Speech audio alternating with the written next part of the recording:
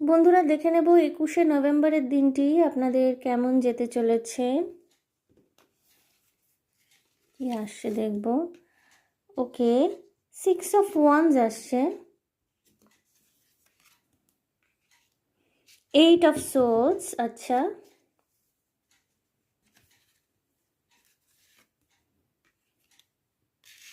এবং page of swords. বন্ধুরা, যে কোনো স্টাক এনার্জি যেটা আপনাকে কোনো কাজ করতে, কোনো ডিসিশন নিতে বাধা দিচ্ছিল না এতদিন ধরে, সেখান থেকে বেরিয়ে আসছেন। সেই মায়াজাল কেটে কিন্তু আপনি বেরিয়ে আসছেন।